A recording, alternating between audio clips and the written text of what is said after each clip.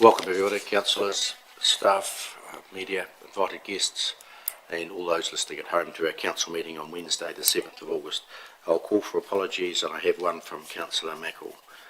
Could I move in a second to receive that apology? Councillor Todd. Councillor McMillan, all in favour, please aye. Carried. Leave of absence is granted. Item number 2, extraordinary business. Any items of extraordinary business not on the agenda today? No declarations of interest. Any matters on today's agenda? No. Just before we move into the detail, I'll just make a comment. We're sad to hear of the passing of Roger Tasker, and our thoughts are with Bev and the Tasker family. Roger was elected to the Ashburton County Council in 1977 and held the position of County Chairman from 1986 until 1989, when amalgamation of the Ashburton Borough and County Councils took place. Roger was then elected to the Ashburton District Council and served one term as the Deputy Mayor before retiring in 1992. He went on to serve as a Canterbury Regional Councillor before being appointed as a Commissioner to the Environment Court in 1997. Roger was a strong and articulate advocate for our district for many years. Could I ask you all to stand and have a moment's silence, please?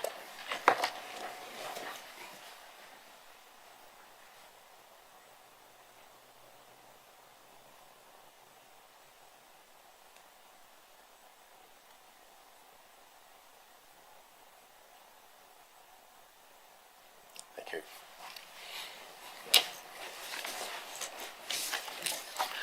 We'll now move into the public forum, and we have welcomed David Douglas and Andrew Simpson, and they want to speak to us about unitary authorities. Gentlemen, if you come forward and push the button on the right hand side, and 5 odd minutes to talk to us, and then allow time for questions, please.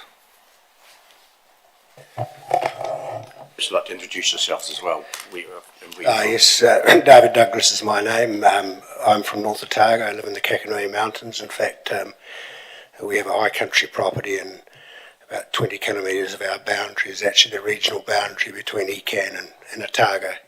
So in our case, we pay rates to 3 different authorities, three lots of governance on one property. Andrew Simpson from the Mackenzie District Council, High Country farmer and property developer. Gentlemen, the floor is yours. Thank you for giving us the opportunity. We're meeting, our proposal briefly is to try and get the amalgamation of the Waitaki, Mackenzie, Waimate, Timaru, Ashburton and Selwyn District Councils and forming a unitary authority. We've met with the Waitaki, we've met with all the mayors bar Selwyn. We're meeting Selwyn on the 16th.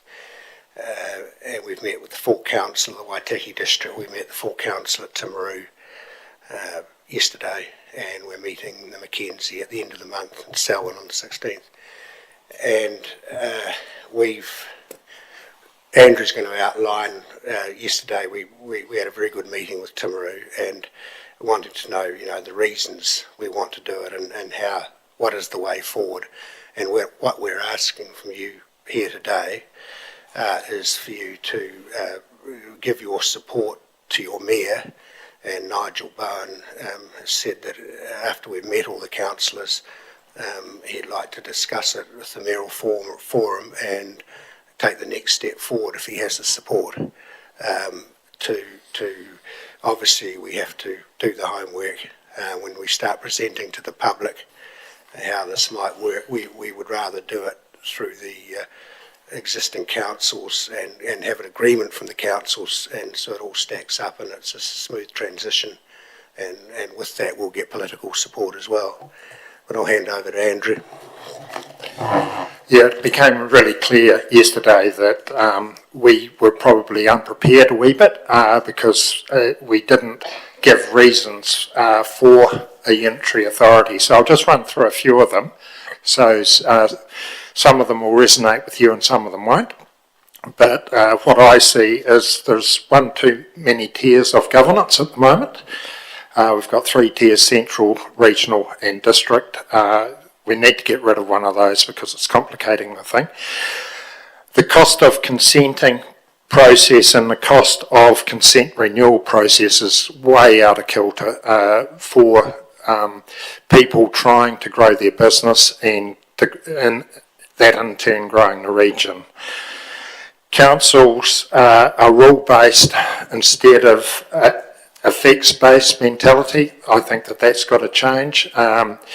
We're seeing a lot of that coming through with consent renewals at the moment. If you comply with your conditions of consent, I believe that it should be just I've told by one planner from ECAN that it should be able to be done on your iPhone, and within a couple of hours you should have it done and dusted. But at the moment it's costing exorbitant amounts of money to go through a consenting process. Discrepancy between regional and district council rules, and that's through interpretation of the RMA. We should have one interpretation and one set of rules. In my district we have a lot of conflicting rules between regional council and local district councils. NGOs influencing and dictating council's decision-making process to the detriment of their ratepayers, which is quite apparent through the consenting process. Too many decisions being made by commissioners and legal interpretation. I think that decision making should come back to councillors. With the amount of money being spent on expert witnesses and all of this sort of stuff, I believe is to the detriment of getting good governance going forward. It should be the districts that decide that.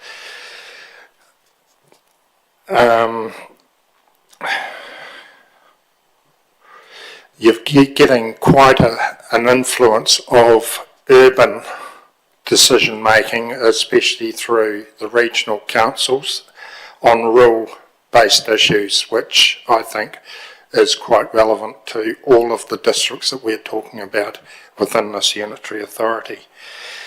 So they are just some of the basic things that I think that need to be addressed, and hopefully what we're wanting is for you people to actually get to gather perhaps and workshop how a unitary authority could be of benefit to all of you guys and all of us as well from where we sit.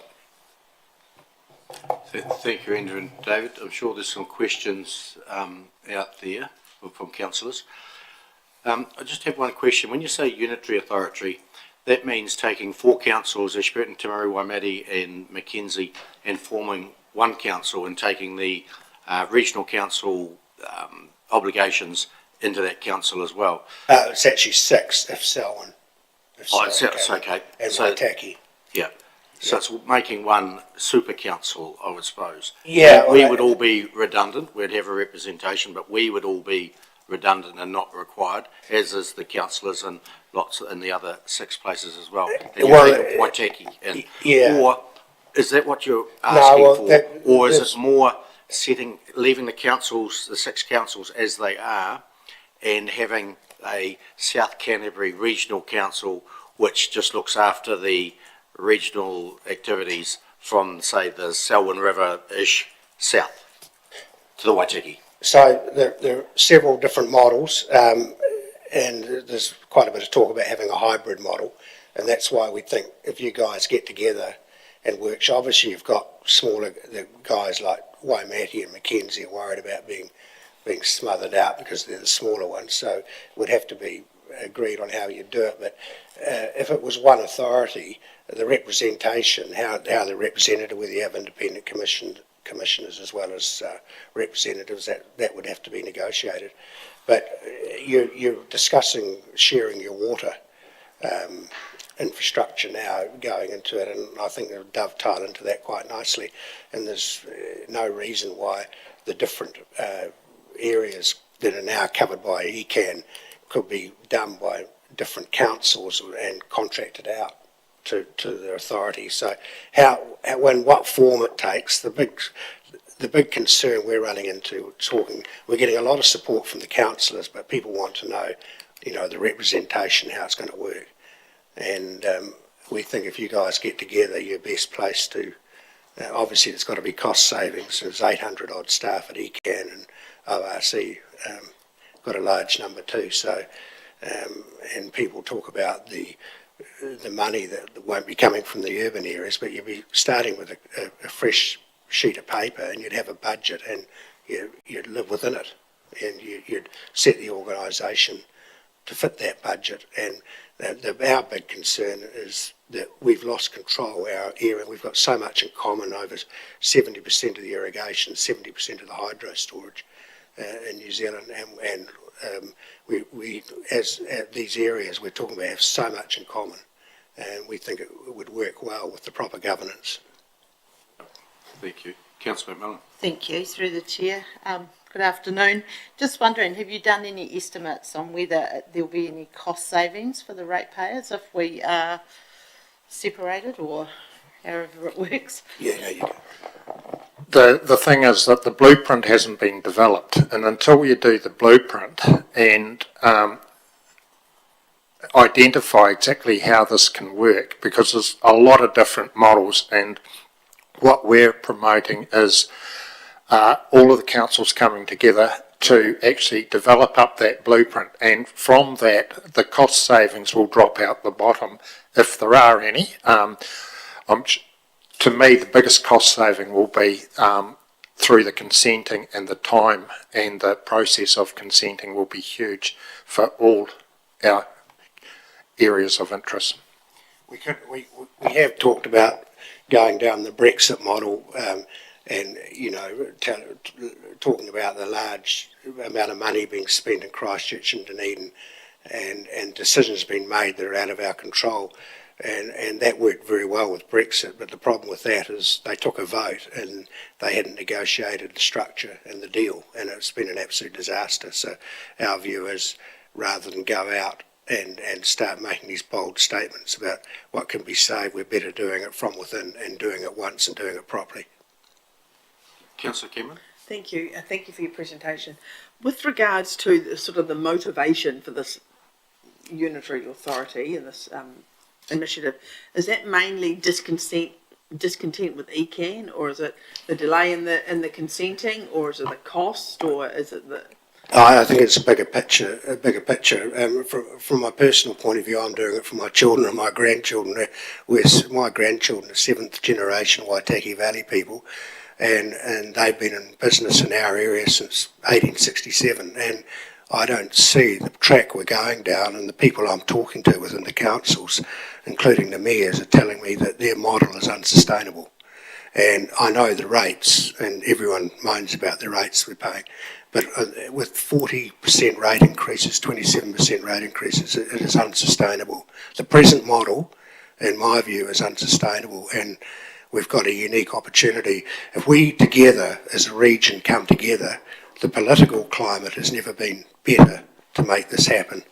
And the other view I have is we've got Ashburton, Timaru, Fairlie, Waimate and Oamaru are all rural servicing towns, and we won't have the degree of politics interfering with the governance that we're having from Dunedin and Christchurch. I think that's it's to control our destiny in our region. Mm-hmm. Thank you. There is also the fact that if you've got a bigger entity, you can withstand the pressures from the NGOs a lot better than what small councils are currently able to do. It's costing them small fortune just to keep the status quo or lose ground all the time for their rural community. Thank you. Councillor Ellis. Thank you. Thank you for your presentation. It's very good food for thought, especially at the moment with ECAN trying to get through the changes they're trying to put through. I just want to clarify, so you're talking unitary authority, but I think what you're looking for is some form of change, which may be unitary authority, but could be something else once everyone's met, some hybrid model or some other form. I think unitary authority, by using that term, could put some councils off because they'll feel they'll actually lose more control. But I think what you're after is some form of change, whatever that may end up being. Totally correct, and Nigel outlined the fact that there's a lot more than one way of skinning this cat, but we don't know what that model is. What we do know is we've got to get rid of that extra tier of governance that's complicating good decision making. Yeah, we want decisions based on merit and science and not on what side of the political fence you're on. I mean, we just simply can't afford to stay in business, running our businesses with these political decisions being made. And it's you can just see there is money walking away from our districts for this very reason. Councillor Hooper. Thank you. Gents, I read with interest James Meagher's post and feedback on this topic on Facebook. And do you see, you talk about the councils getting together and working through a blueprint, do you see the ratepayers having a say in that before or after that sort of happens, or in combined with the councils? Yeah, so you're probably aware there's three ways of doing this. You can get a 10% poll of the ratepayers to force the hand. The minister can call it in, which would be highly unlikely, or the council, one council or more than one can instigate the process. So that's why we would, in the first instance, we'd far rather work from within. Councillor Cameron. So, sorry, I didn't fully answer your question. So if you come up with a blueprint and you have the mayoral for you all agree in principle on how it's done, obviously, then you go out to the ratepayers in our group, and we'd enlarge the group. We're not just a bunch of farmers, and to help with that and talk it through. We're quite prepared to do that through the regions if that is needed. Councillor Todd. Thank you. Thank you for your comments. I suppose personally I believe in a bit more of a localism situation, making decisions locally for our district. But I can see from a regional council point of view the benefit of amalgamating with councils further south. So can you see a situation where our councils stay the same, but what the regional council does is brought further south and covers the mid-south Canterbury, Waimate area sort of thing? Yeah, I mean, there's two parts to that question. One is the governance, you know, what wards, representation, which everyone wants to know about. And the other side of that is how smart combined you can be in contracting out and running these, for instance, the consenting processes and the other between the councils.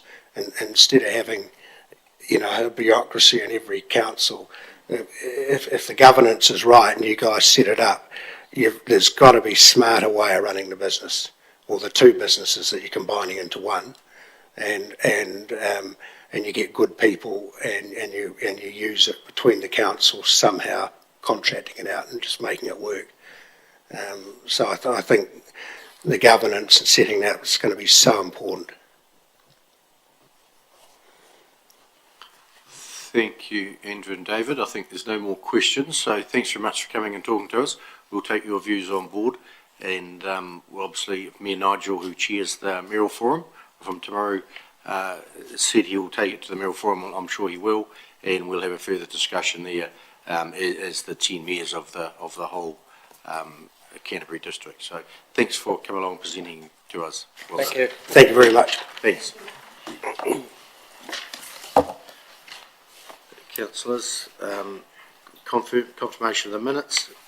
We'll discuss whether the minutes are correct or not on page 4. That's the council meeting on the 26th of June 24.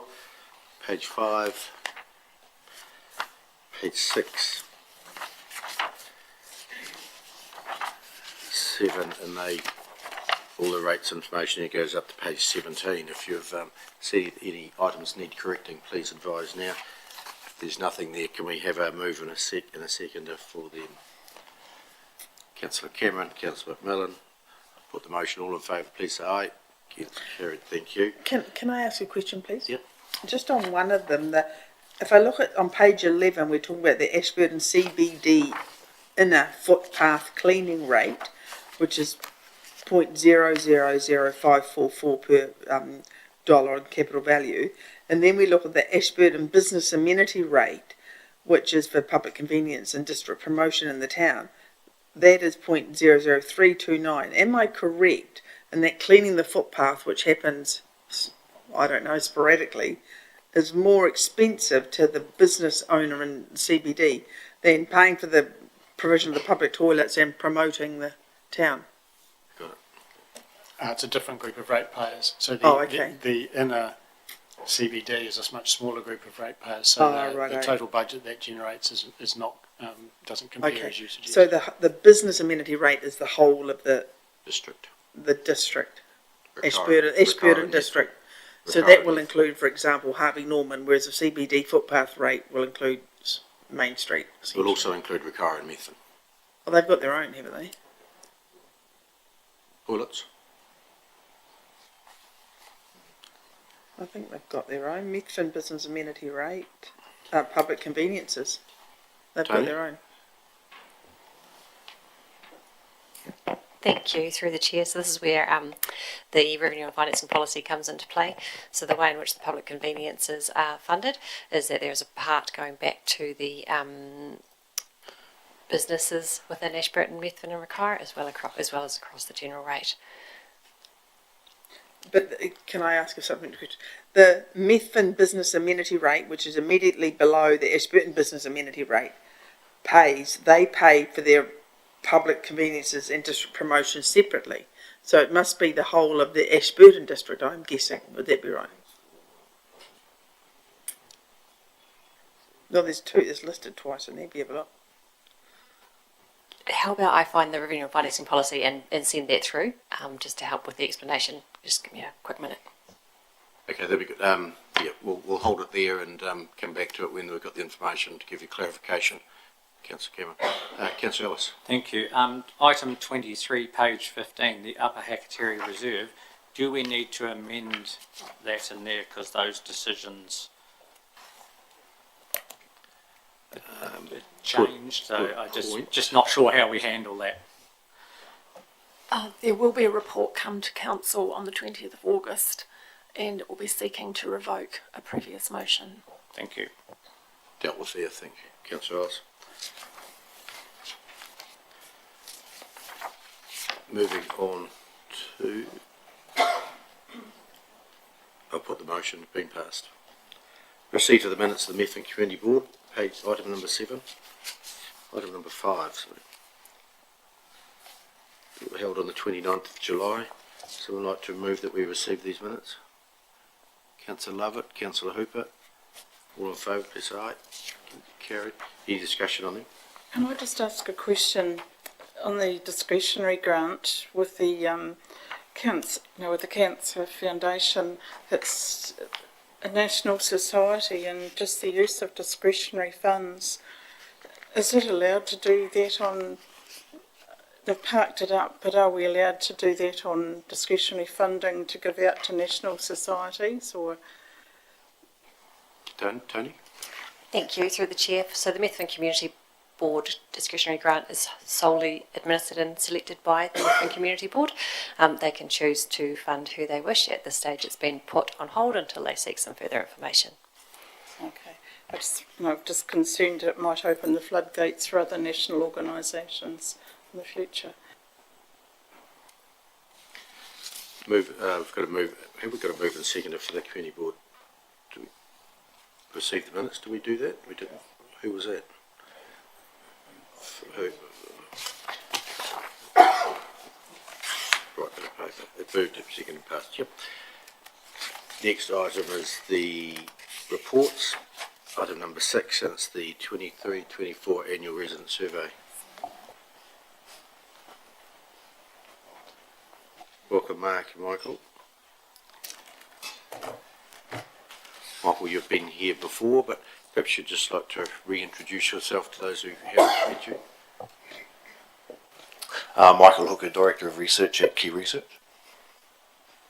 Yeah, and we have the annual resident survey here. The document is in our pack. And if you want to just take us through it, please, Michael. Yep. Thank you very much.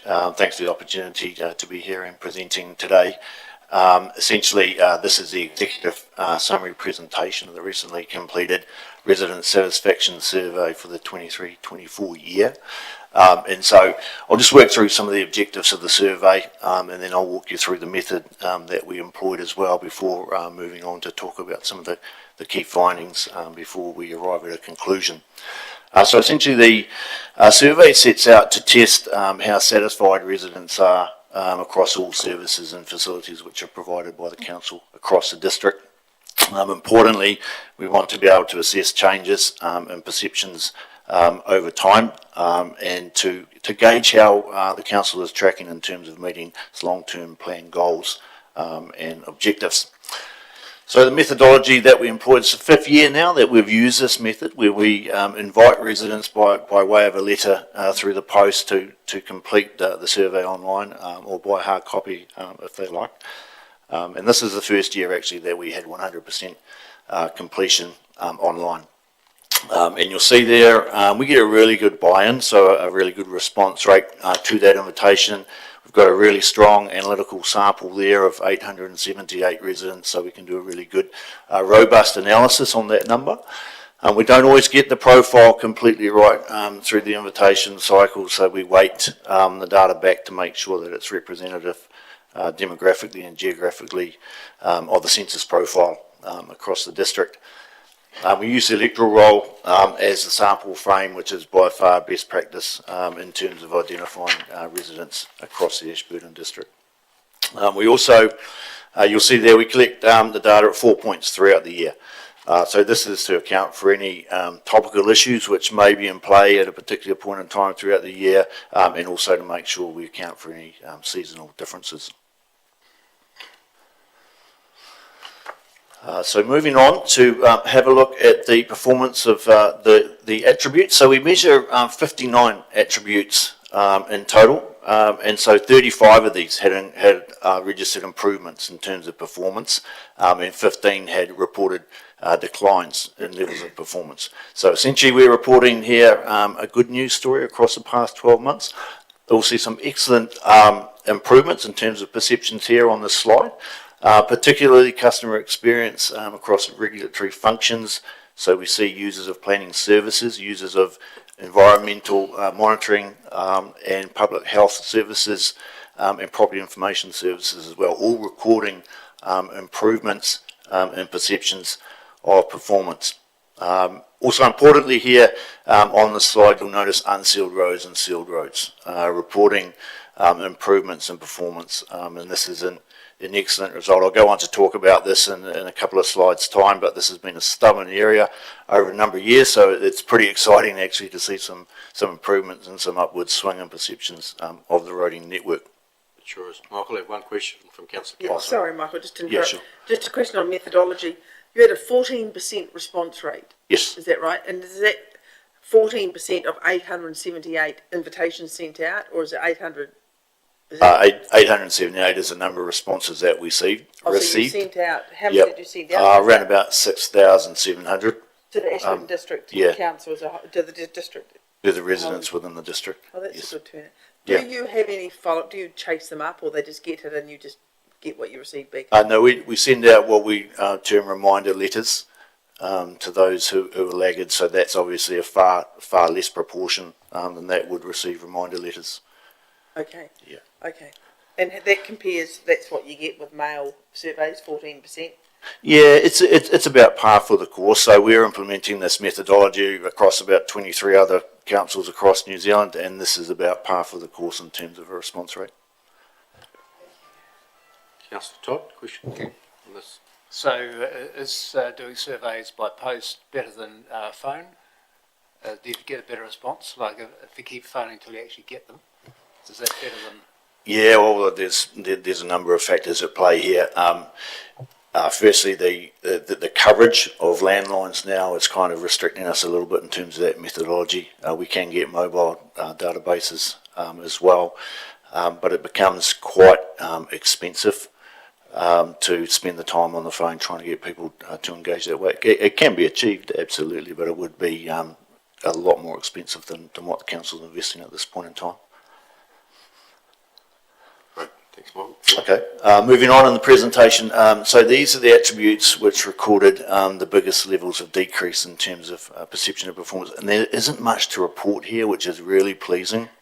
By far the number of attributes which recorded decreases were only 1 or 2 percentage points. So nothing to call home about there. And you'll see the one that did record the greatest level of decrease here, Road Network, provides you with access to services and destinations. By the time that we got to the fourth quarter of data collection, this attribute was actually tracking exactly the same as it was from the previous year. So the trend line suggests that that's nothing to be concerned about as well. Councillor Wilson? I could ask, on that one there, the roading network, that would include the bridge, wouldn't it? Yes. Yeah. So that would be, perhaps you would have thought one of the, did you isolate that out at all? Because obviously that's the major bottleneck in the district. Yeah, correct. So we'll see some of that come through in the verbatim comments with regard to that. But this particular attribute is as it appears in the questionnaire.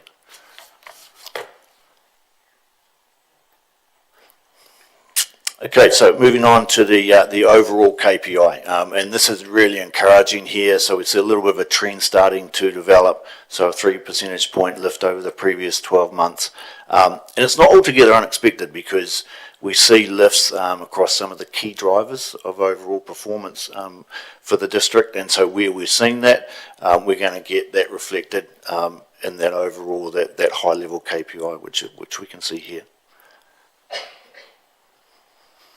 These are the top performing areas, and as you can see, phenomenal levels of performance across these.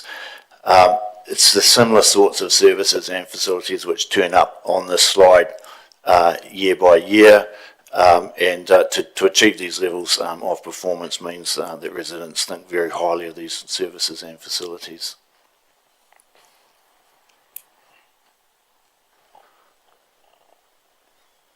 What's the standard of error? I think you might have said. The margin of error on the margin of error on a sample of that size, testing me a little bit, would be somewhere I think in the high 3% range. Quite accurate though. Very accurate. Yeah, highly accurate.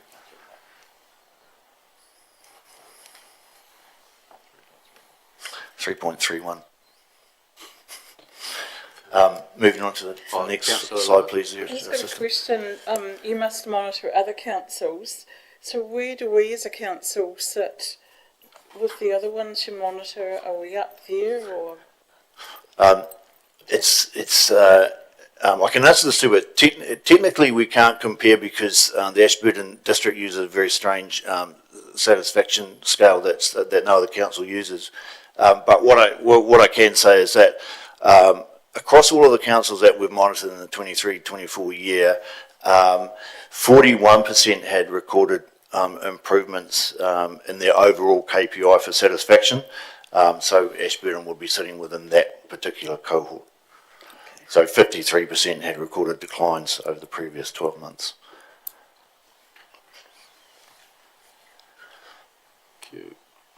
So we give respondents plenty of opportunity throughout the questionnaire to provide us with some verbatim comments about their thoughts, why they aren't satisfied with various services and facilities. So this is a response set to the question around dissatisfaction with overall performance. And again, we get that collection point. We call it a bit of a default code really around the roading network, and by that we mean when a resident can't really find anything else to complain about, they'll pick on the roading network. But we see here also on this chart, rates are too high popping up there, third in the list, and that hasn't been separated out like that in the past. So starting to come up onto the radar. Interestingly enough, we don't see it as a key driver of overall performance because we're still improving in terms of overall performance. So it's suggesting that right now perhaps it's not so significant.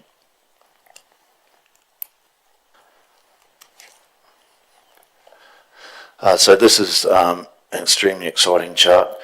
So we have here a really nice trend developing in terms of perceptions of the roading network. So the green line's representing satisfaction with unsealed roads. The red line is reporting satisfaction with sealed roads. And hopefully the nadir was hit in 2022, as you can see there, and it's starting to trend up. And the reason why this is particularly exciting is because this has been an area of focus for a long time. It's been stubborn. You can see the declines in perception of sealed roads over a number of years. So we're finally starting to see an upswing here.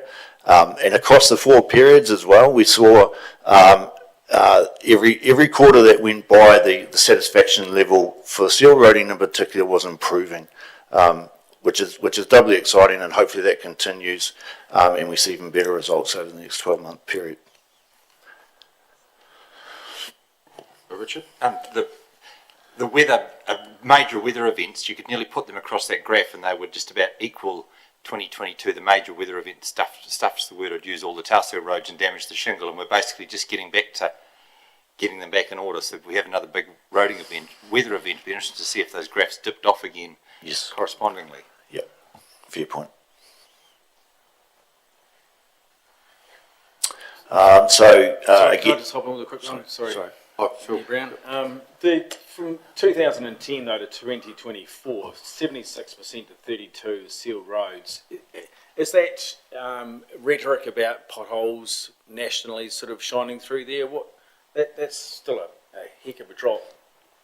Yeah, and we do see that. You mentioned nationally, you will see that the condition of some roading networks across other districts is far worse than what has actually been reported here. It's possibly when the underfunding of roading started 15 years ago. We've been talking about it for some time. We've never had the monies we've required for the roads. And that may tie in with when we started getting underfunded throughout New Zealand, not just here. May have some significance there. Michael. Yeah, so moving on in the presentation. So high levels of satisfaction reported with rubbish and recycling. So again, very steady levels of performance here. This is very interesting. I mentioned earlier about the rates being too high, popping up onto the radar, and this is another value for money metric, which we're showing here. And again, you'll see the decline, and particularly with those who are spending rates, paying rates, and the green line here are those who are not paying rates. So there's a slight decline there amongst ratepayers in terms of satisfaction with how those rates are being spent. But again, we would point to the fact that because overall satisfaction with the council's performance continues to rise at this point in time, this is not necessarily a key driver. EA Network Centre, highly thought of as well. So again, we're getting very, very level perceptions of performance across that facility. So we ask a couple of questions in the questionnaire. The one around what the council should spend more on. And you'll see by far the greatest number of comments fit within the code there, which pertains to the roading network, to footpaths and cycleways. And if we move on to look at the question, the next question is what the council should spend less on, and this is typically the profile that we would receive each year. So nothing really too significantly different from previous years.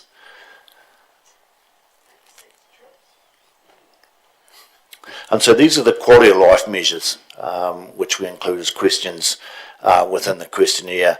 And so we're seeing fairly steady levels of perception here, but the really interesting one is the green line, which you can see is starting to trend upwards now, and that is you're confident that the Ashburton district is going in the right direction. And so it's all starting to feed into this real positive good news story, which we're reporting this year, is that in general people are feeling pretty happy about life in the district. And the next slide just emphasises this even further. So we asked the question about residents' perceptions of life in Ashburton compared to 3 years ago, and you'll notice a significant jump there over the past 12 months, and again, this is a really positive outcome to us, and again, just emphasising this good news story that we're reporting today. Could be. So we analyse significant differences between those who live within the Ashburton Township and those who live in the rest of the district. There's a couple of things happening here. One is that we're seeing a contraction between the scores reported from those who live in the township and those who live in the rest of the district. So whereby in previous years we would have seen significant differences in perception, that is now contracting and becoming more even. And what we're also seeing is that those who live in the Ashburton Township are more likely to be satisfied with services and facilities, whereas those who live in the rest of the district are more likely to be satisfied with those quality of life measures. So they're reporting themselves as being kind of happier, but not as satisfied with services and facilities. So we'll just move to the conclusion now, a few concluding comments. So fantastically, we see that the overall performance has lifted slightly from the 23 study. It's really great to see that customer experience has improved, and we see this through the regulatory functions in particular. We've seen a lift in satisfaction with contact through the app, and so that's kind of reflecting also the fact that we had 100% of the sample complete the survey online this year for the first time. So perhaps people are engaging more through electronic means with the council. We see that excellent lift in perception, the quality of roads, both sealed and unsealed. We've kind of battled with this for a number of years now, so it's really nice to see that recognised. But we do see the difference in perceptions of both sealed and unsealed roads between urban and rural residents. So urban residents are much more likely to be satisfied with the quality of roading than rural residents. So I touched on the difference between township residents and rest of the district residents, and as I highlighted there, if you live in the town, you're likely to be more satisfied with services and facilities, but it appears as though people who live in the rest of the district appear to be happier. So we see that value for money component that I mentioned there, so residents not quite as satisfied with the rate spend, but as I've pointed out a couple of times, doesn't appear to be a driver of overall performance at this point in time. And finally, residents are positive about the direction that the district is going in. So it's been a very good news story over the past 12 months.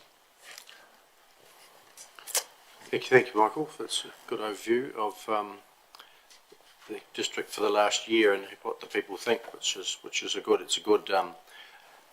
perception that they've got out there of how the district is going and how we perform, how the staff perform, etc. So it's good.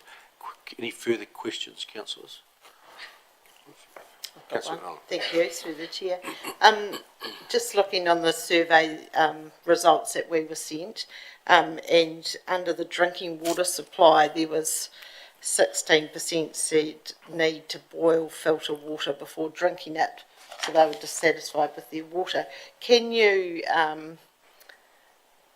relate that back to where those people live, so that because we shouldn't have any more boiled water problems now? We've spent quite a bit of money on infrastructure, so can you relate that back and feed that back to staff so that they know where those people are from? Yes, we certainly can do that. And just another question, if that's okay. You said that we've got a really strange way of asking, how do we simplify it, or how do we sort of align it with other councils, or have we always been standalone? Yeah, so I apologise if I use the word strange. I didn't mean it like that. It's just different, and it is simple. It's very simple. It's what we refer to as a 2 or 3 point scale. So a resident can answer satisfied, dissatisfied, or don't know, and almost every other council that we work with would use at least what we call a 5 point scale or a 10 point scale. And it just allows us to do a lot more rigorous data and statistical analysis on the back of a scale that's more than 2 points. Tony? Thank you. Through the chair, and just to add further to that, just for context, council historically has used a 5 or 10 point scale. There was a decision made about 8-9 years ago to shift to a simple satisfied, dissatisfied, hence why we've got what we've got. But we do accept that does lead to limitations in terms of the data analysis, and statistically speaking, a Likert scale is the better option. Councillor Ellis?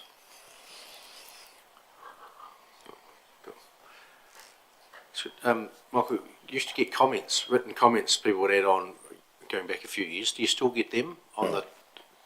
Yeah. So you'll notice in the presentation there, there were code frames presented. So we'll take those verbatim comments and they're analysed by members within our team, and then they are coded. And so the codes that you'll see that come up there, I think one of them was reasons for dissatisfaction with overall performance, and you'll see attributes to do with the roading network. Those comments have been coded into that particular code.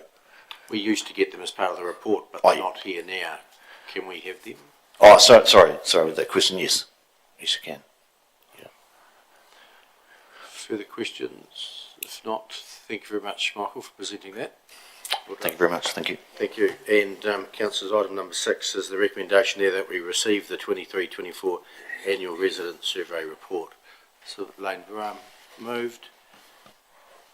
Councillor Todd seconded. Any discussion? Put the motion, all in favour, please say aye.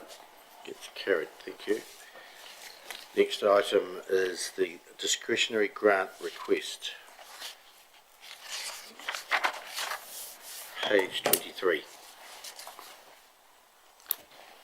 Tony, welcome. Anything further to add to the report? Thank you. Through the chair, yes, we do have something further to add. It was on review yesterday, we found that the grant figure that we had in the report for the discretionary grant doesn't reflect the inflation that we've got in the budget. So that means there's an extra $1,000 available compared to what we have written in the report. So apologies for that error. Right, thank you. Councillors, questions?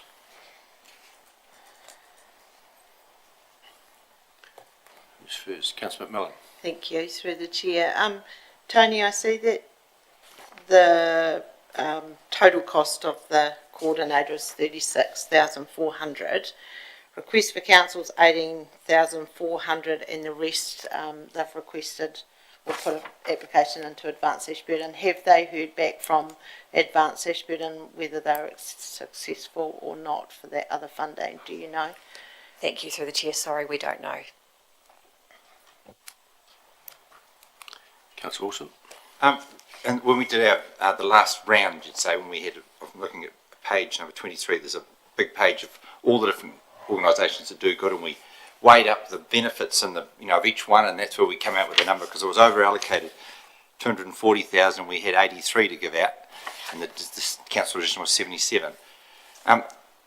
Is that the same Digital Future 8? Is it a different Digital Waitaha? Were they on that one there? I tried to see them. Thank you. Through the chair, no. So this is a different organisation to the digital group that you have funded through the original funding round. So Digital Waitaha, that's the team that came and presented to council about 3 or 4 months ago around the good work that they're doing in the district around keeping our kids and our adults safe when they're online. I'm probably a bit negative on ones that come in afterwards, so that's why I'm just trying to clarify how the process works, because it's hard to weigh up one against another. Thank you. Through the chair, absolutely, and that's why we were really conscious of making sure we attached how you'd funded the other community agencies, just so you could have a sense of if they had been part of the mix, what perhaps the outcome might have been. The timing of this, with still having discretionary funding available, is fortuitous, but in other years they could have applied and there could be no money left, so there would be not even an option to entertain funding. Councillor Lovett. Just wondering, like, giving them this money, will it lead on to every year because it's happened with other organisations in the past. You give them the money this year, they'll be back expecting it next year, then they kind of fit into our system. And I see they work with community, Safer Mid Canterbury, whatever. And why don't they sort of work more with them and come under their funding? Because it's ratepayers' money I'm thinking of, and it's just these grants are, people are expecting them, and it's just going to get bigger and bigger and bigger. Thank you. Through the chair, I think particularly our community agencies and community projects, it's a highly contested fund. And I think our agencies, while they may come back year after year, they actually do accept that it's the council's discretion and decision of the day. Council one year might decide not to fund any community agencies and to fund solely community projects should they wish. The fund hasn't been increasing, but we have inflated it in the long-term plan to align with the fact that costs are increasing out there. We often look at this fund as it enables good groups in our community to do work that otherwise the community might turn to us to do as a council, and we simply don't have the resource to do that. In terms of if this group were to dovetail in under Safer Mid Canterbury, there's many organisations that work in and partner with Safer Mid Canterbury, but they certainly have their own mandate and their own function, so they don't want to go picking up all these trusts under their umbrella, as I understand it. Councillor Cameron. Thank you. Thanks, Tony. When I look at the background, the current situation, point 5, it is expected that the coordinator will oversee the implementation and management of our initiatives. Are we highlighting the initiatives? By our, I'm assuming ADC is what I'm assuming when it's got our. I don't know what that means. Thank you, through the chair. No, this is not to do with ADC. That's a typo. We would have picked it up from their application. So it's their Digital Waitaha. So they've got that's what I assumed. Otherwise, yeah. So they have Digital Waitaha have their own initiatives and programs that they feel there's a significant need for in our community. They're going to dedicate a part-time resource to our community, and they've asked for a grant of X amount of dollars to pay for that resource. Yes, that's correct. Okay. As part of that grant, I know when other people grant, they have to give feedback onto the success or otherwise in the participation, the who attended and all the rest of it at the end of the year, don't they? Yes, they do. They'll be expected to provide accountability back to council as well. Because this is quite a significant grant compared to other grants we've given out. You know, they're all worthy causes. This is a lot of money because we have, and as Councillor Wilson said, we sort of sweated and discussed and deliberated and, you know, stressed over who to allocate what to. But this would be one of the higher ones. Well, it would actually be the highest one of all the grants we've given out. Is that the benefit in funding late and going in last? Through the chair, I'll offer the very rudimentary assessment that we did as officers. We simply looked at what you had available left and suggested you could give up to that much. We didn't like to go and start plucking a number out. So if you wish to change the number, if you choose to grant, that's entirely your discretion. Thank you. Can I ask another question just before I turn my light on? Go for it. Are there other people that have come in late? What say there's someone else comes in late next week and we've given all this out, we've got nothing to give to the next lot of people that come in late? Yes, that's correct. Yeah, I think we should revisit. I mean, you'll have that opportunity shortly. Thank you. Councillor Hooper. Is this just question time? Can I make a comment? Or say Asking questions. Question time. Yep. A couple of questions. It is a larger grant. Would they have got this grant if they'd lined up for the agencies with the others? The others, the maximum grant's been at 10 grand. Is there a maximum grant, maximum dollar value on this one? Or should there be? Through the chair, no, the community agencies is probably our most open of all the grants that we give out, and the discretionary grant as well doesn't have criteria sitting in and around it. It is at discretion of council. Have we funded the Digital Waitaha previously? Through the chair, no. This is the first time? This is the first time.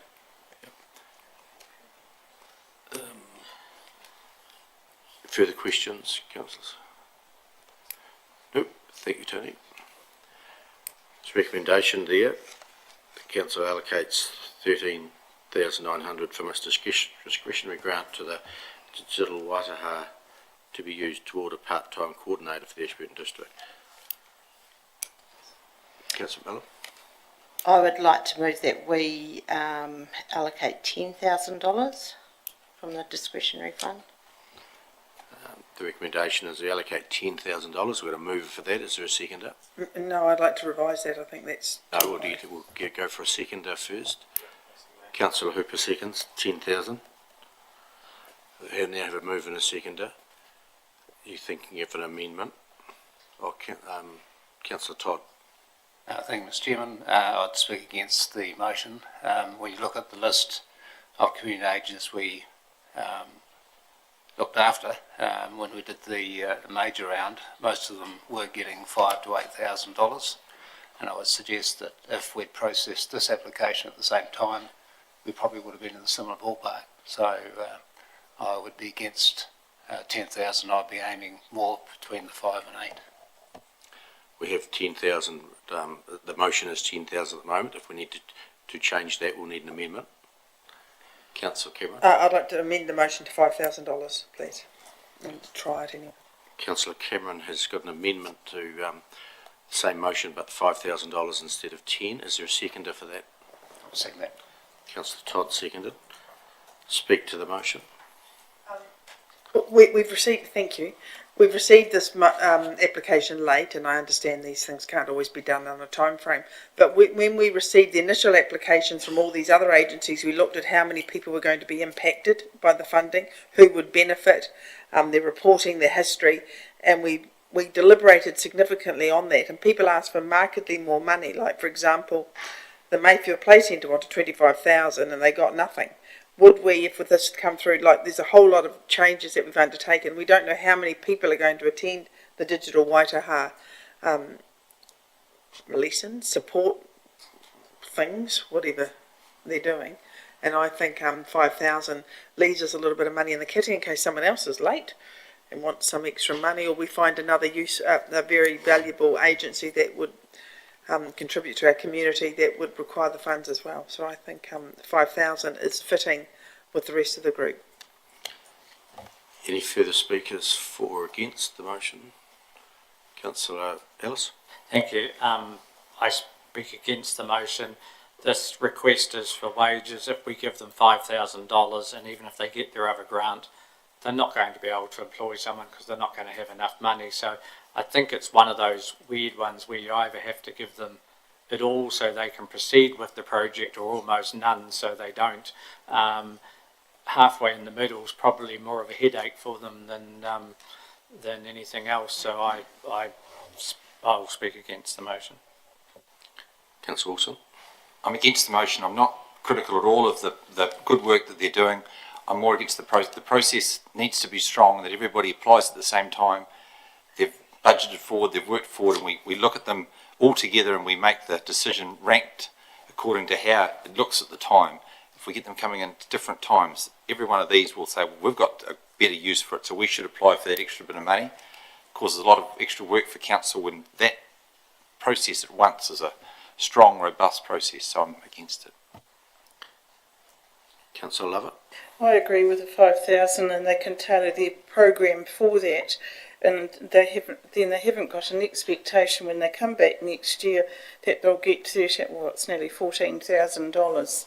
You know, they've got to keep funding and make this work for themselves, because we just can't keep funding group after group after group who decide this is a good idea, let's go and do it. There is good in these, in these initiatives, but we're not a money tree. Councillor Hooper. Thank you. I'm a big supporter of Nisa and the work that she's done keeping our youth and younger folks safe online. I think it's very much a growing problem, and that's a lot of the reason they're needing a part-time coordinator. They're very proactive. They had an expo down in the library, and I think that we as councillors, being a little older, don't understand just the issues. We probably got a bit of a fright when Nisa came in and talked and started talking about dick pics and things to 5 and 6 year olds, and that's what they are finding. It is an absolute minefield. So I'm very supportive, and I agree with the 10,000.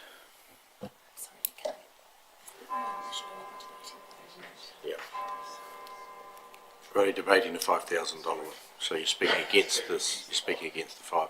Councillor McMillan? Thank you. I also speak against the 5,000, and this is the reason why we have a discretionary fund. It's got some money in it. Yes, we could be waiting for the next person to come along to apply, but we did hear from Digital Waitaha. They've got their own trust. They do a lot of good work with the youth, but they also do work with elderly who are getting scammed out of thousands of dollars as well. So I think $10,000, which is in line with some of the other trusts that we supported, I think would be better than 5,000. So I've had everyone's, we haven't had everyone. Councillor Bryant, speak. No, I'm against as well for the 5,000. I'd rather go for the 10. Okay, I'm going to put the amendment. All those in favour, please say aye. 1, 2, 3, against. The amendment is lost, so we go back to the original motion, and the original motion was moved by Councillor McMillan, seconded by Councillor Hooper, and it has the amount of $10,000 in there. Speakers for or against? Councillor Gilman.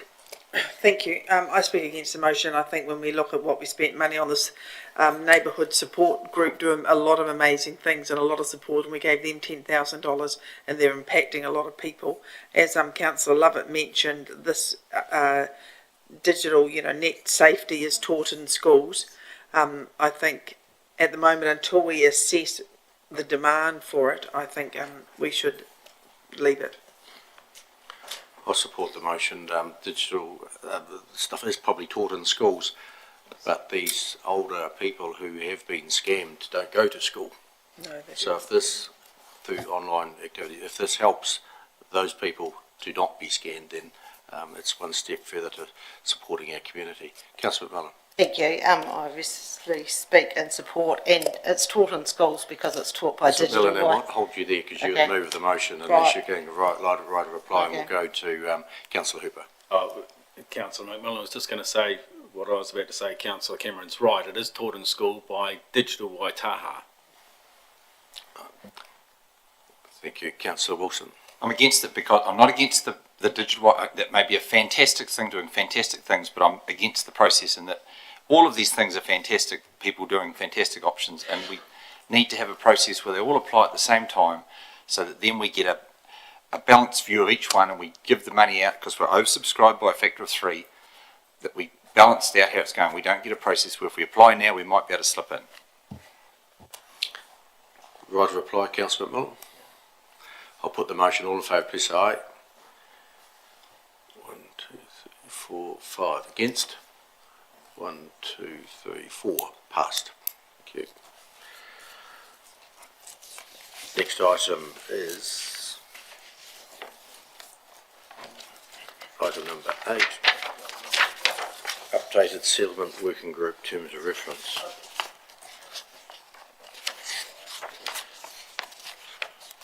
On page 28, Mercedes? No, Tony.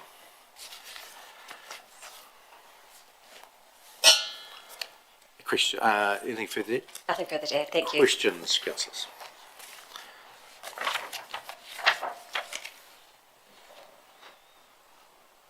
I've got a question. Question, Okay. Councillor McMillan. Thank you through the chair.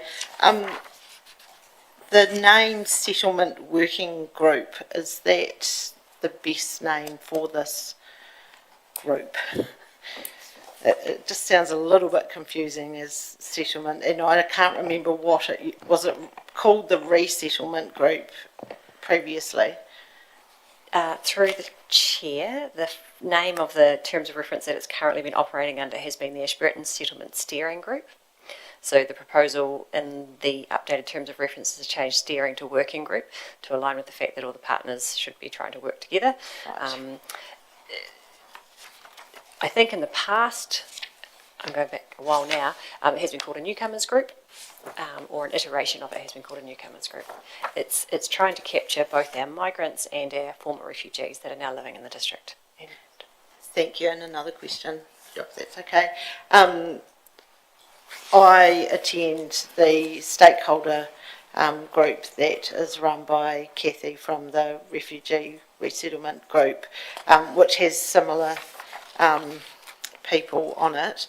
And I guess there were some overlaps over time. So you're looking at sort of streamlining it so that everyone's not sort of over meetinged and we're actually getting some answers, I guess. Is that correct?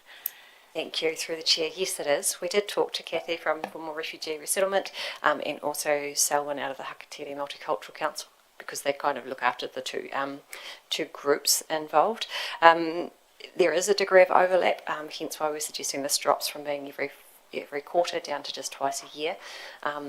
The Former Refugee Resettlement team, they have some pretty good linkages into a lot of the partner agencies by the way in which refugee resettlement is established from the get-go, whereas the Multicultural Council does find it more of a struggle to get in to have a talk to the ministry level people, hence why there's still a desire from that part to have this group in place to help facilitate those conversations as needed. Councillor Cameron? As a point of clarification, up to 2023, we were calling it the Refugee Migrant Steering Group. And it should have been Former Refugee Migrant Steering Group, used to be called. And then we just knocked off the Former Refugee and called it the Migrant Steering Group. Yeah. So I agree with you, through the chair, that the name perhaps needs some revisiting so that it more reflects the activity of the group. Yeah. Have we got that now? I think we can just, I'm happy to call it the Migrant Working Group or the Former Refugee Migrant Working Group. Or That's what we had before. something like that. Well, it reflects the activities of the group, essentially. No, it was before, as Tony has highlighted to me, it was before a steering group. Now it is a working group. And we're meeting 2 times a year as opposed to 4 times a year. Right. Tony, how wed are we on this name? I have no weddedness to this name at all. If we get to debate mode, we might want to change it, perhaps, back to what it was. But any further questions? So, and one question, council nominates the chair of the group. How do we do that? Thank you, through the chair. So at the moment it already has a chair in terms of Councillor Cameron, and that's done by an appointment by council through the normal appointment process to those groups. That's what. As part of the each new triennium when you're appointing your people. So that's set in place already? Yes, it is. Right, nothing to do, right. Okay, okay, further questions, councillors? There's a recommendation there,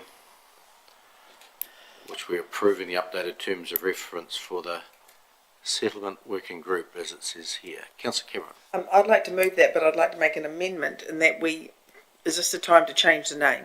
Yeah, it won't be an amendment, it'll be the motion, because we haven't got a motion yet. Well, shall I change the motion to put the new name in it rather than, is that my question is that this is the appropriate time to do that? Yes. Okay, let me just get it up again. The council approves the updated terms of reference for the Migrant Settlement Working Group. You want the word migrant put in there? Yeah. What do you think, Liz? Do you think that's Well, I'll see if there's a seconder for it. Is there a seconder for that? That motion lapses for the lack of a seconder, so we'll go back to the original, what's written in front of us. Can I just ask a question of clarification? The terms of reference can stay the same, whatever the name of the group is. Can that group come back to us with their preferred name once they've met? The terms of reference won't change, it's just the name of the group. Gives them a chance to think about it and get it right. Just, I'll seek a question. The terms of reference calls it the Ashburton Settlement Working Group. I think through Mr. Mayor, technically very hard to see how you can update something that isn't called what it's called. So I think that's a little bit bureaucratic. I think what you're trying to do is seek some information before you finalise this matter, and one way of doing that, might be not to resolve any of it at this meeting. Go and get the information you need to tidy it all up, and then have an appropriate recommendation and resolution that reflects everything that you want to achieve. Or a alternative point number 2, that we task it'll be the Settlement Working Group to rename their group if they wish at their first meeting. Will that work?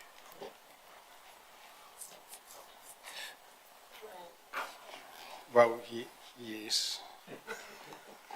I do note that the recommendation, which I think has been moved and seconded, or Haven't yet. no, it hasn't been.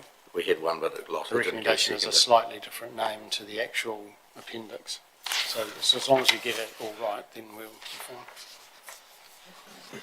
Yeah, the appendix 1 is the Ashburton Settlement Working Group. The recommendation is just the Settlement Working Group.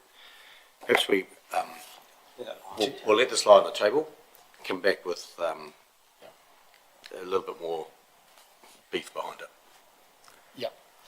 Can I comment? You can, before I get a mover to let it lie, yep. Okay.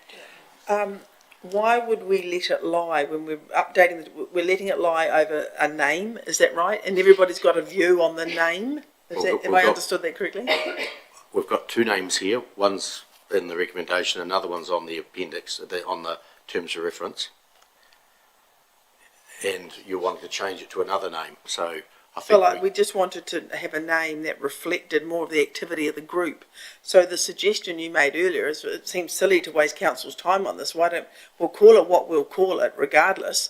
Why don't we adopt the terms of reference for the Ashburton Settlement Group, and the group meet, and the first item of business is determining their name. It seems it's only it seems silly to... Okay, so item number 2 will be the first item of business, will be to change their name if they wish. Yeah. But for now, council approves the updated terms of reference for the Ashburton Settlement Working Group. I'd like to move that, please. Councillor Cameron. Second it? I was going to second. Councillor Lovett. Yeah, I'm quite happy to second. Yeah. Any debate? Councillor McMillan. Thank you. I'll speak in support because I think with Ashburton Settlement Working Group and having Ashburton in there, it makes a little bit more sense, and I would be happy with it. No further speakers for or against to put the motion on in favour, please say aye. Against, carried. Thank you. Ooh, got there. 9, service delivery review. Page 35. Solid waste management and collection.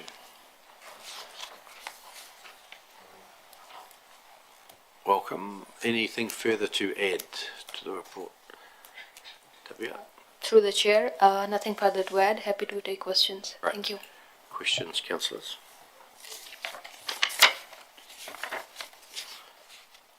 Richard? Is this the cheapest and best outcome for the ratepayers or the people that are getting the rubbish collected? Your recommendation? It obviously isn't your view, but is it, and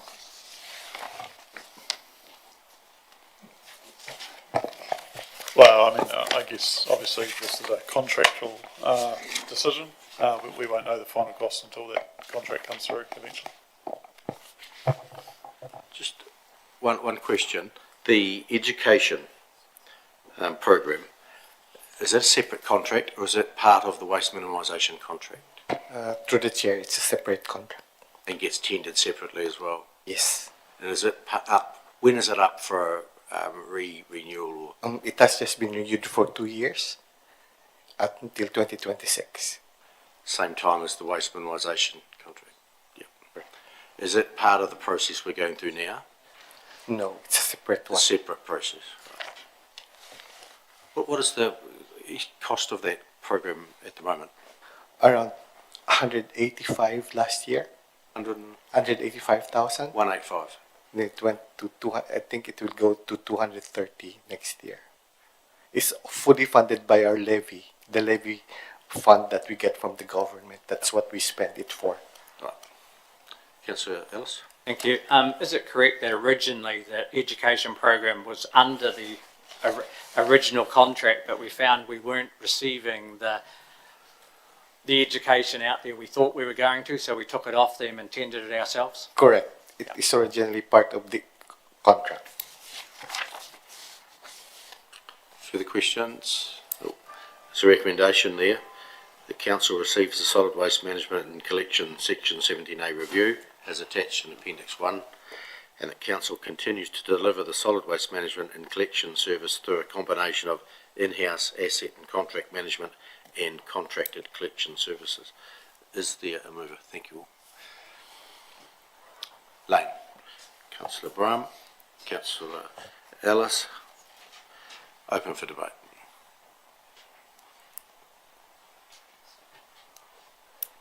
There being no debate, I'll put the motion. All those in favour, please say aye. Carried, thank you. Next item is the draft Canterbury Regional Policy Statement, item number 10.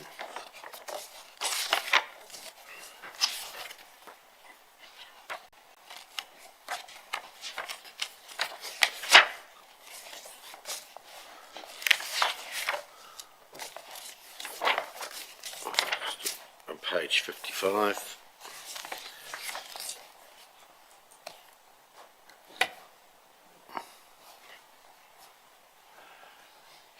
Anything further to add to the report? Just really to acknowledge Richard Maybon and Nick, who've sort of done the heavy lifting on this one. Richard's unfortunately unwell today, so he couldn't be here. But he did want to highlight that after the recent workshop you had, we did get a copy of the submission from the Mid Canterbury Vision Group, and have incorporated aspects of that into the submission, particularly around continuing to engage with them and AEC on the FMU objectives. Yeah, it certainly doesn't, the submission doesn't leave any stone unturned, and it's really direct. And that, as I understand, was reflection of what was desired. Yep, which is good. Questions, councillors? No, there's a recommendation there that council approves the feedback on the draft Canterbury Regional Policy Statement as contained in Appendix 1. Is there a mover? Councillor Ellis? Councillor Todd? Open for debate. Councillor Wilson? I speak in favour of this, in that I think it's just another thing that ECAN's doing at the moment that flies in the face of reality and what the real districts want. So I think we've got some good, strong words, and we're taking our community with us, which is ECAN, which ECAN's not, and hopefully they actually take notice of us, which could be classed as a surprise in their current state of unbridled unenthusiasm for us. Councillor Lovett? I'd just like to say the same and thank the staff for their strong words in this. It's very well reflected of what we had said at the workshop, and thank you to them for that. And it worries me the direction ECAN's going with their lack of understanding and experience in the farming world and what our district's made up of. Yeah, I'll just make a comment. I think it's a good submission. It's direct. There's no second guessing what we're thinking, and let's hope our words are taken into account for our district when the policy statement is written. It goes out for consultation. Any further speakers for or against? Councillor Cameron. I speak in support of the motion, but I have a quick comment to make. Is it presented in person? Yes. It is? Oh, great. We'll request an audience, yes. Thank you. And councillor, I'll probably be presenting with the Chief Executive, and councillors are welcome to attend as well. We'll let you know when it is on.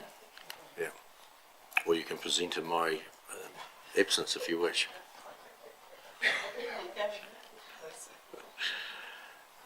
Councillor Ellis, do you need a right to reply?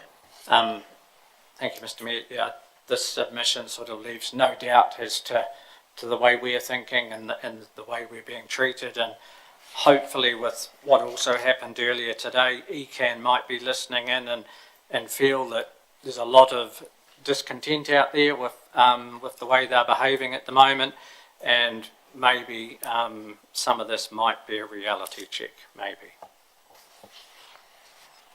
I'll put the motion. All those in favour, please say aye. Against? Carried. Unanimous. Thank you. Item number 11, naming of roads, Strohan Fields. Ian, is it Ian? Jane.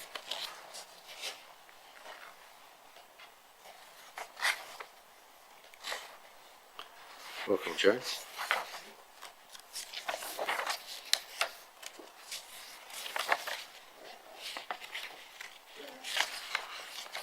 Anything further to add?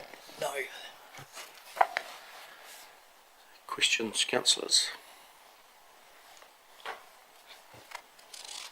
Councillor Cameron. Changing Buxton Place to Buxton Street, has Buxton Place been upped into maps, or, you know, is it on the World Wide Web somewhere, and would it be a big deal to rechange the name? No. No, it won't. And I think that's probably how the mistake happened in the first place, is the Buxton Street was still wending its way through the system. Okay, yeah. Thank you.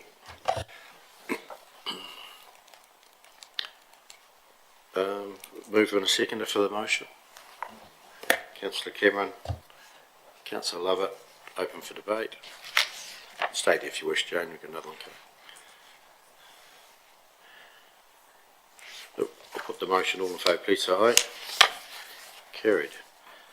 Item number 12, naming of roads, Village Green. And I think, Jane, this will be your last report. You present to council. It will indeed, Mr Mayor. How can we make it momentous? Ever. It's not a report we can really give it some That's what I was thinking. and make it a highlight of your career either. We could name it Donaldson Place. Well, if it hasn't been taken. Anything further to add, Jane? Oh, thank you. Right. Councillors, questions? Recommendation there. Move on a seconder. Councillor Todd, Councillor Lovett. Thank you, Jane.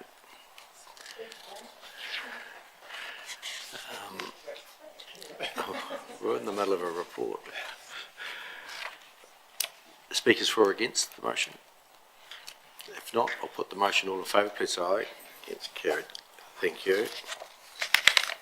12. Road closure, item number 13.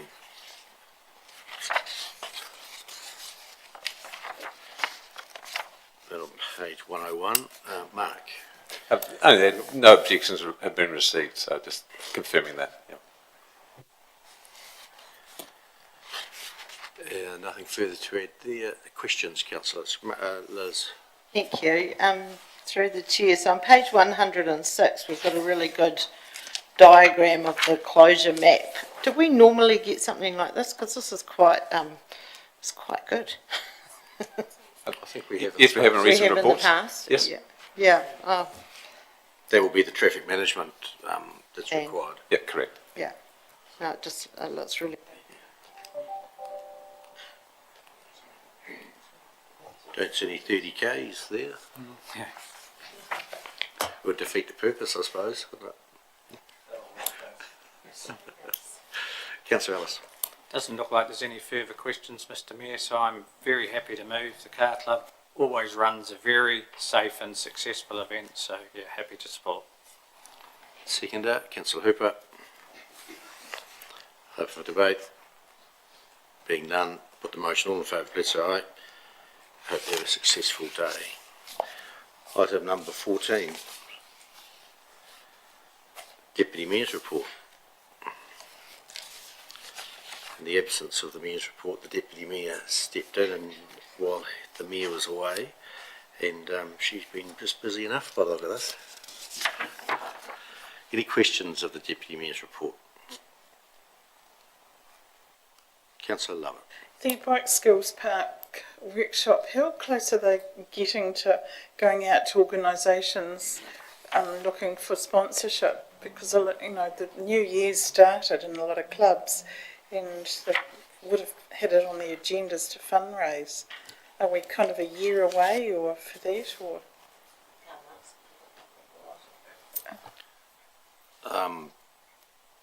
Yeah, can the lights come off and then we'll get, Oh, sorry. it's going to be a bit confusing now because the Deputy Mayor will be answering questions. Sorry. Through the chair, so Councillor Todd's also on this group as well. We applied for some funding to get the detailed design and the project manager going, but we unfortunately did not receive any funding for that. again, oversubscribed. We weren't the only group that missed out. So at this stage, we are looking at forming a trust so that the group can move forward and apply for our own funding. We thought that maybe we could go under one of the clubs to get some funding, but that wasn't really agreed on. None of the service clubs were keen to do that for us, so we're looking at options. We've formed a sort of another subcommittee, which is Councillor Todd, Roger Patterson and Don McLeod, who are going to look at how a trust would work to then raise money. I mean, we're going to have to raise $400,000, so it's not a small amount of money, and the longer we wait, the more it's going to go up probably. But we've had some good feedback. We've just set up a Facebook page so that we can keep people up to date. And yeah, going forward, I think I've covered everything. Have I, Tony? Yeah. Yeah. Yeah, you'll have to come back for that, Tony. Caroline, you just go off. I'll go off, Tony, so you can go on if you like. Okay, let's do that. We had a meeting yesterday to start the formation of the trust. So that's probably going to take about 2 months to get organised and feedback from Wellington. So once that's done, then we can start applying to the various charities, Lion Foundation and South Canterbury Trust, etc., for funding. So yeah, everything is on hold until we get the trust sorted, and then we'll go again. Thank you. Can I ask you another question on another topic, or more people want to Yeah, everyone finished on the bike schools? Yep. You met with Prime Minister Luxon. How did you get on with getting that? Did he commit to any funds to finish Ashburton College? Oh, you were back. Thank you. Yes, I was invited to Ashburton College when the Prime Minister was here, mainly just to be there to support the college. We went for a tour through the college buildings. We spent quite a bit of time in the A block toilets, in the girls' toilets there, just to show him the state of the buildings. He didn't commit at all. There was someone from Ministry of Ed there as well, who was sort of taking notes, etc. But it was basically just a tour through. The one thing I can say is that once we had the tour around the school, we went into sort of a smaller classroom and met with some of the head students at the college, and he sort of just had one, we went around the table and he chatted to them all and asked them their aspirations, etc. And what an amazing group of students. They were absolutely fantastic and really interesting, because there was just about every nationality you could think of. So our former refugees, we had Afghan students there, there was a Japanese exchange student, there were Filipino students, Nepalese students. The question came up about how they can't go straight to university because they're international, they have to pay international fees, so we took that on board, which was really good. But yeah, that was probably the highlight for me, listening to those students. They were, quite amazing. So with regard, just one comment, follow up, we haven't heard from follow up from that meeting whether he's got Hibson. Okay, thank you. I see you've had 2 meetings, one on the 13th, Timaru DC3 waters, and one with Notahu and Water. Well done. Could the public get an update on where the council sits? Because obviously the big thing, and we've started the process obviously here, and we're talking. So when would they expect to hear where it's going? Yeah, you're at the meeting. Or Hamish. So there were three of us. Lynette, Lane and I with Hamish went to the Timaru, and then I went to Naitahu as the mayor wasn't there with Tony Durham, as Hamish was away and Neil McCann was sick. So I'll pass over to Hamish for updates. They were Yes, I don't think this council is yet in a very strong position to make public comment, other than the work that we're doing on local water done well at this stage sees all options still being openly considered by council. So that includes south and the middle and wider, or indeed any other solution. So we hope to be able to say something more meaningful when more meaning can be given to the conversation. Any further questions of the Deputy Mayor's report? There is one recommendation there, which will be that councillor be appointed as council representative of the age-friendly Ashburton Strategy Steering Group. That councillor will be?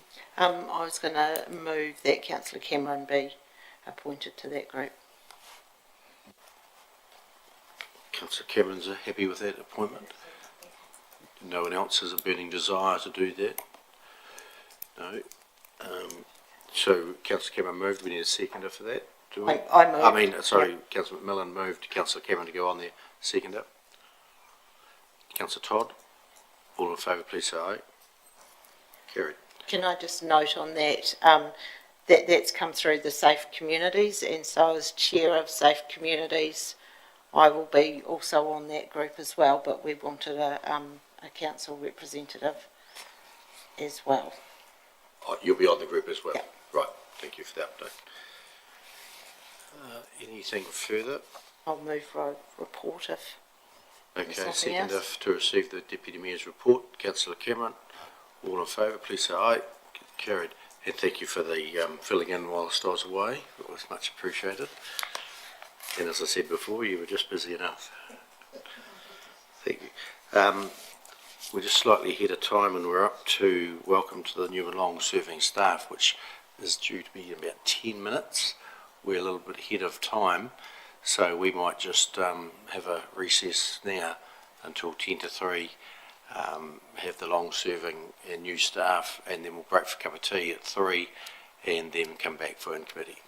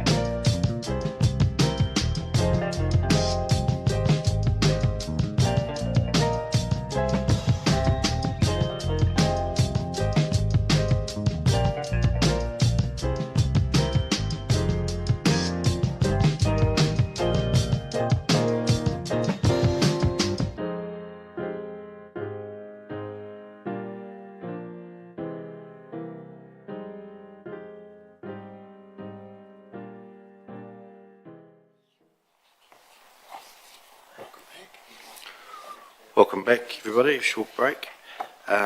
Katie, welcome to new and long-serving staff. The floor is yours. Right. Today we have one new starter that I'd like to introduce to you. Can Maria McDonald please stand up? Give everyone a wave. Maria has joined the EA Network Centre as our new swim school coordinator. So she's been here about 5 weeks now, and on talking to her, she's really enjoying the role. So welcome to ADC, and it's great to have you as part of the team, Maria. This week, we're also recognising 3 staff for 5 years service to ADC. So first of all, we've got Janice McKay, our communications manager.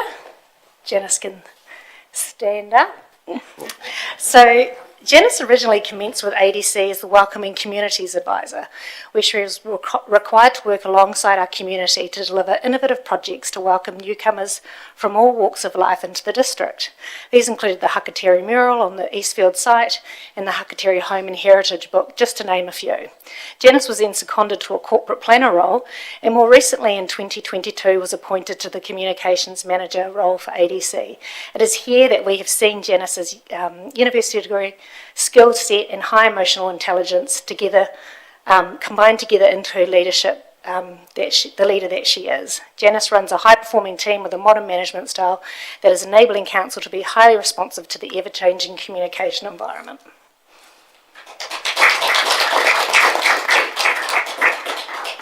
Can I also have Paula Martinez stand up and head up the front?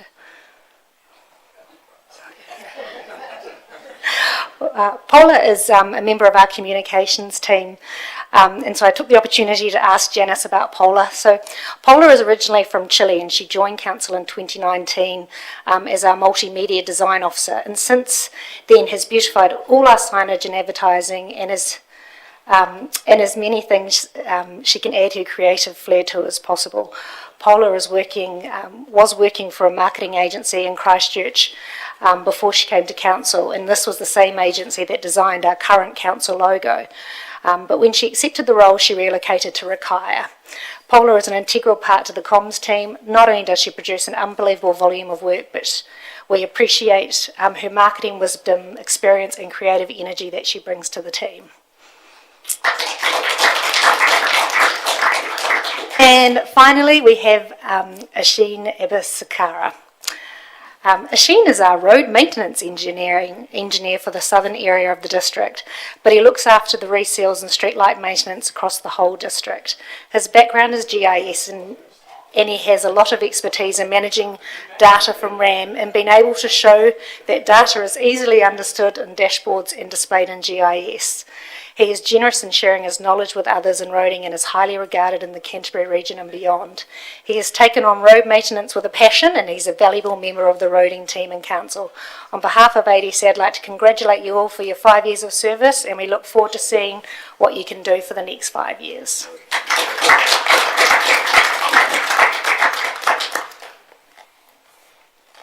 Well, good. Thank you, Katie. And thank you, new staff, Maria. Welcome. And long-serving staff, all 5 years, well done. We're going to break now for a cup of tea, so you're more than welcome to join us and have a chat. Yes, sorry, Mr. Mayor. Just another item on the agenda that you may not know about. At the recent Pendarvis Fire Brigade Awards, your name was read out, and we thought I thought you were missing in action that night, and you needed to be presented with your award. So we've got Warren Maslin here from the United Fire Brigades Association, and your lovely wife Judy is here as well. And I think Warren has got a presentation to make you. Do you need the microphone, Warren? I'll get you to go down there. No, If anyone's having, I'll sit. I'll do a few official bits and then I'll talk to Neil first. Ko Hokanui tu Moanga, ko Matawa Te Awa, ko Hakateri Fire Brigade te iwi. No ko o tu puna, no ko ahu, e tipu aki ai ko, e ki Ashburton Hakateri, aha I noho ana, ko Tracy toku Toku hua rangatira, ko Brooke, ko Melissa, ko Ryan, ku Tamariki, ko Maslin, toku inga whanau, ko Warren Ahu. So, Warren Maslin, originally from Gore, now in Ashburton, Ashburton Volunteer Fire Brigade Senior Firefighter. I'm current president of the United Fire Brigade Association, which is an elected position. So I go around the country and I don't like having my back to people. So I'll step over here if you could just speak to the microphone. Well, apologies. I go around presenting honours on behalf of the United Fire Brigades Association, recognising people's service to their communities. And recently was at the Pendarvis Honours Night, which some mayor was busy overseas entertaining himself, so he wasn't able to attend. His apology was read out. But what we go around and do is actually recognise milestones of people's achievement for their community. What they achieve by these recognised evenings is basically saying, thank you for your service to your community, thank you for your family supporting you. And that's why you're here as well, recognising your support over those years as well. So it's an opportunity. New Zealand doesn't do it very well. We're not very good at saying thank you and well done. So having honours nights is actually not about the medal or the award or anything. It's actually just taking a moment in time and saying, hey, well done. We appreciate what you do. Keep doing what you're doing while you can, because it actually helps people when they need it. And that's the key thing. If you ask anyone why people are part of a fire brigade, whether it's volunteer or paid, or career or industry, they're doing it because they want to help someone when they need it. And that is purely why we do it. So my reason for being here today is to actually publicly recognise someone's contribution to his community that he lives in, rather than his official role here today. But this is too good an opportunity not to do it publicly. So what we have is first recognition that a firefighter receives is a 3-year certificate, and that's a framed certificate that they receive, recognising their start date and their anniversary of 3 years. Then when they get to 5 years, they receive a 5-year medal, which is this one here that I'm wearing on this jacket.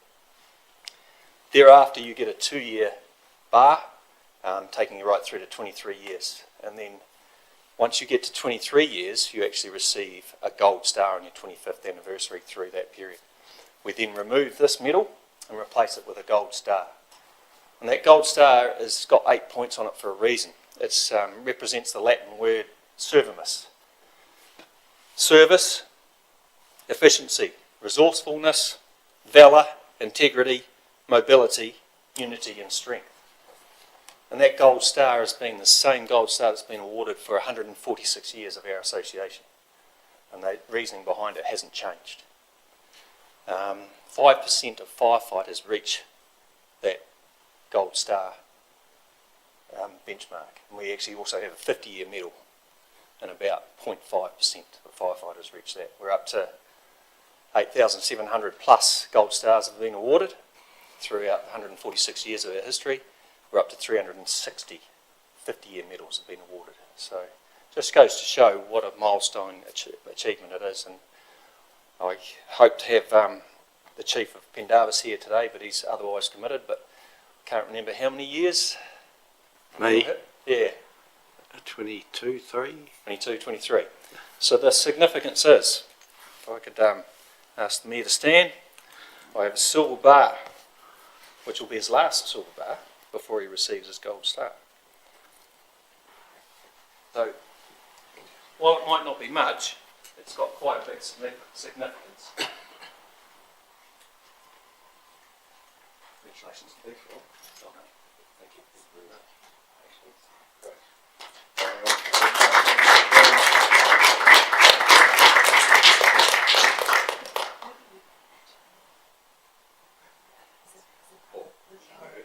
It slides on the middle, so